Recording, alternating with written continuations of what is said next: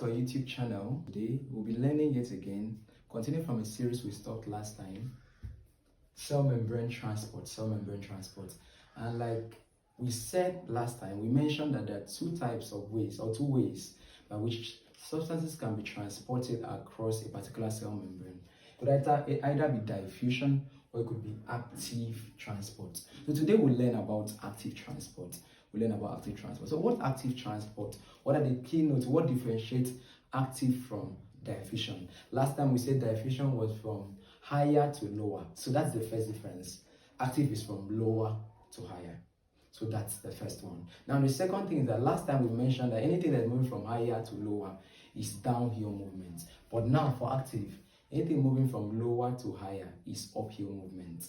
Remember the scenario I used last time? You will still be thinking the same thing. You're using a wheelbarrow, you're inside a vehicle, whatever you are in, and you are going up a mountain. It's tougher to go up than when you are coming down. Yeah, you realize that's harder going up than when you're coming down. So uphill, active. But now the important thing is that because I need to go against concentration gradients, then there's a problem. This guy now requires additional energy. There must be a form of support that will help me do something that is against the normal. So yeah, right here, the things to note about active transport is that number one, active transport is against concentration gradients. Of course, I established what gradients here means so that will not sound like English. Difference. Now, difference in concentration. And then it also is uphill movement. And then it also requires additional energy. Now, if I must add, these guys require carrier proteins. Remember when we are doing diffusion, we established who requires carrier proteins. That in diffusion, we just only facilitated require carrier protein. But the thing here was that facilitated diffusion still meant, my guys, in facilitated, it still meant I was still moving from higher to lower. But when I'm moving from lower to higher, and I now need carrier proteins, please think active transport. Now, active transport is now separated into two types based on the source of the additional energy. Now, where do I get my additional energy from? Oh, if it is from ATP, then we call it primary active transport. But if it is from the concentration of another ion or substance, then we'll call it secondary active transport. So get me right again. Active transport requires energy. But then based on the source of energy, I could either have primary or secondary. The source of energy for primary is ATP. And we are told that ATP is the energy currency of the cell. So we come to a particular country, and then the currency, every country has their own currency. And then if I use Nigeria as an example, the current energy currency of Nigeria is Naira. I go to US, the energy currency there is dollar. Now, as far as you are buying anything in that country, what you used to buy is the currency of that country. But then, on the other hand, we could have friends, a case where I could get something from someone without actually giving the person the currency of that country. Maybe he bought something with the currency, I bought something with the currency, then we exchange. He bought shoe, I bought shoe. I don't like the color of my shoe, he does not like his, we change. So that is secondary active transport. So let's now look at primary active transport. So like we said, primary active transport in this case, source of energy is ATP. So that's the main bone of contention. So what are the examples you can have under primary active transport? Our key examples, this is where we're going to be dwelling on examples. We have sodium, probably have transport of sodium potassium, that's sodium potassium ATPase, which we'll talk about shortly. Then also we can have transport of someone like calcium. Calcium is another important guy. We have the calcium pump. Of course, you can also call it calcium ATPase. Then you can also have hydrogen pump.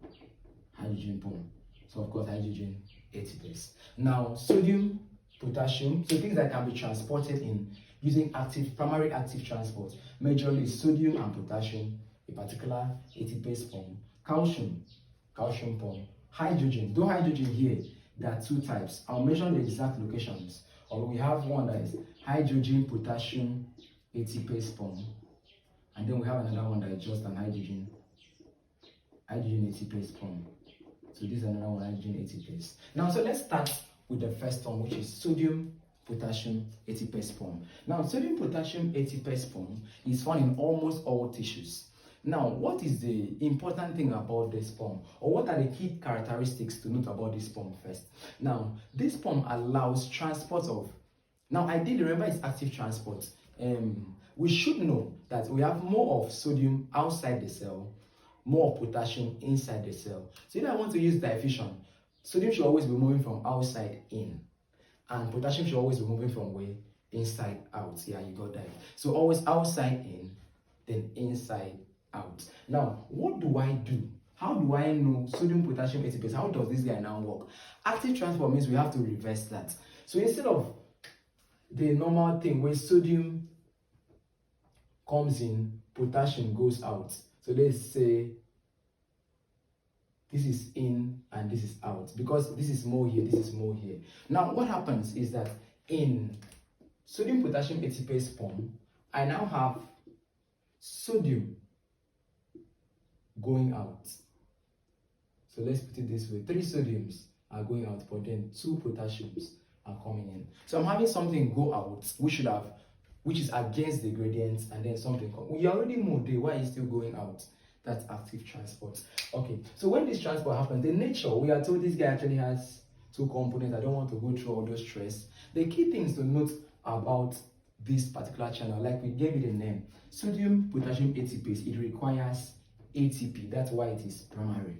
Now, so we are told that 3 sodium will bind on the inside, and once 3 sodium, 2 potassium bind on outside. So once 2 potassium binds on outside, 3 sodium binds on inside.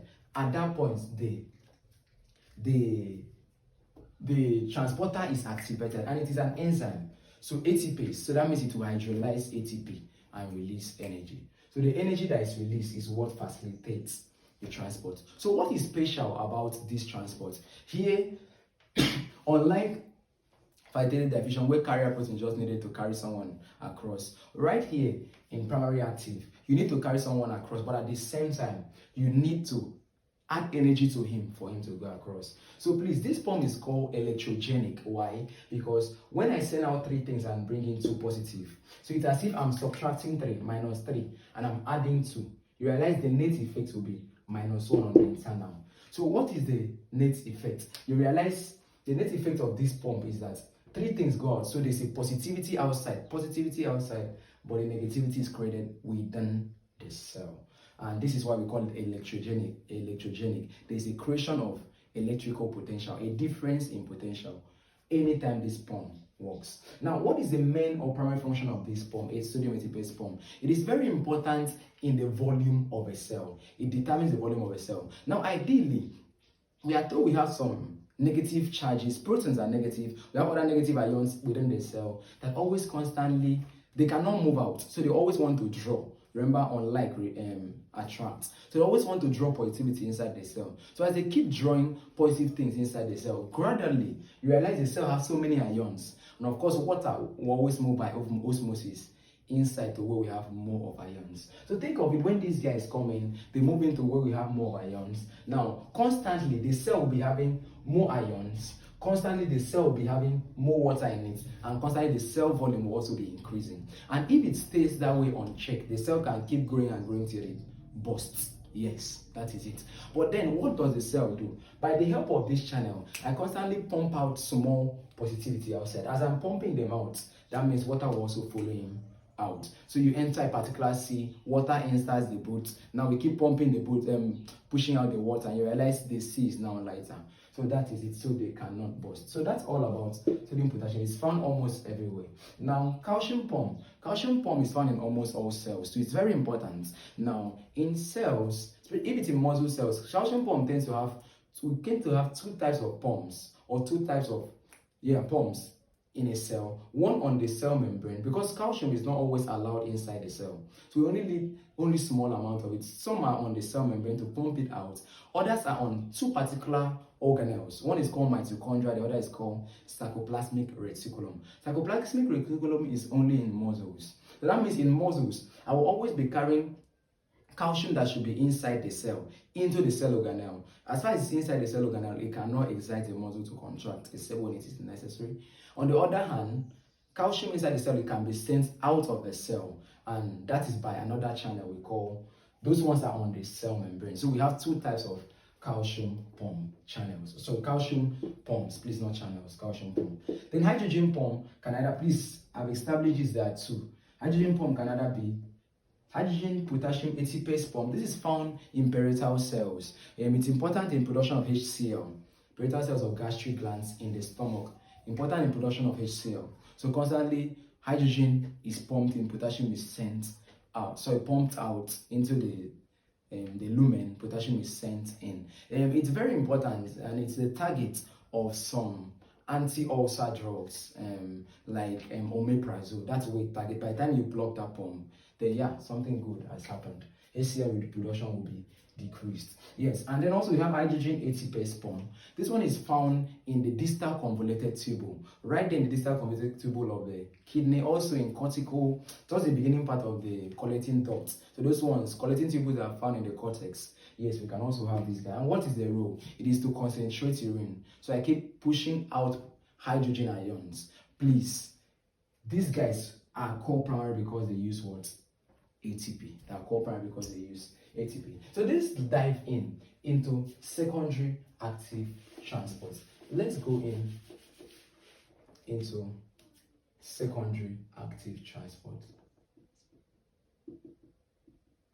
Now remember we said secondary active transport does not use ATP, but it uses concentration gradients of another person. Usually that other person is always sodium. Usually it is sodium. So now when I now turn around and my guy, the source of energy. Now the stuff is that every single time we have sodium ATPase working, I'm constantly sending out more of sodium outside. Remember, sodium should always want to come in. By the time sodium accumulates so much outside, he wants to come in by all means. And you are now using that his anger of wanting to come in. Another ion will follow him and go in. And that's what we call secondary active transport. Or another ion might choose to come out. Now, there are two types. Please take this. So secondary active transport is dependent on concentration gradients of another person. So someone wants to go in, then me, I choose to either follow him in or go out. So from that word I just used, or that sentence I just used, you realize that there are two types. We can either have co-transport when we are going in the same direction, or counter transport when we are going in opposite direction. So co-transport in this case, some people call them symport, some people call this other one antiport. So we are transported in opposite direction. So whenever someone is transported in the same direction as sodium, so I'm using sodiums going in to follow him in, and then I'm transporting in the same direction, call that co-transport. But when it's the other way, we call it counter. Examples of co-transport we have. The co-transporters we have, majorly, we see one, sodium dependent glucose transport. We see it in intestinal tract, and we also see it in the proximal convoluted tubules of the kidney. So intestinal tract and in the proximal convoluted tubules of the kidney, we have sodium-dependent glucose transport. Similarly, amino acid can also be transported by that means. So that's why we are saying co-transporters. So those are the primary examples of co-transporters. So please remember earlier when I said glucose transport of diffusion was just a transporter. It did not require sodium. But this one requires sodium. So you need sodium to bind and the other person to bind before you move.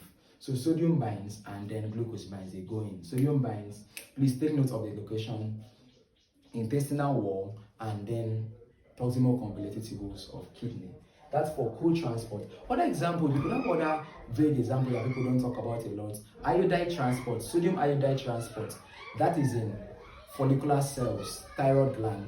And also, we could also have another one, in this case, still under co-transport. But then the last one could also be even a case of, okay, I think we could even have chloride. Chloride is in the kidney, DCT, or even loop of Henle. We also have sodium following chlorine inside. So that's that. We have counter transport. The main counter transport we really have here is, okay, I am entering, you are going out. I can have one. We have one in the PCT, that's sodium hydrogen exchanger. So while sodium is coming in, hydrogen ion is doing what? Going out. So now what do you see about these secondary active transport people? They don't use ATP directly. They just work on, oh, sodium is going, let me follow him in. Or sodium is going, let me go out. So please, I've mentioned an example here, which is sodium hydrogen exchanger. Another example we have is sodium calcium exchanger. Now, where is sodium hydrogen exchanger found? Yes, you got it right. PCT of kidney. Then where is sodium calcium exchanger found? Okay, of course, that's found in cells of the body. So what have we learned today under active transport? Majorly against concentration gradients, its transport, it's uphill. So I'm moving from lower to higher. It requires additional energy. And based on the source of this energy, remember it's also carrier proteins alone. So that means it is specific. It is selective. Now, I should use the word specific. That will be better. It is specific. Now, based on the source of the additional energy, I can either have primary or secondary. Primary is that the source is ATP. Secondary is that the source is another concentration gradient of another guy.